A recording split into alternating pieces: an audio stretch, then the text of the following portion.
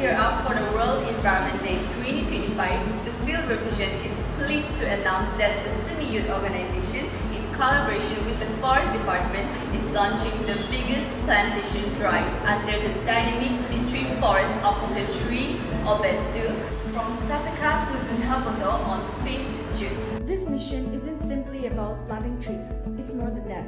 In fact, it is about promoting ecological balance, adding aesthetic beauty, and most of all, boosting tourism potential in our Simi land, which we all know our land has a lot to offer.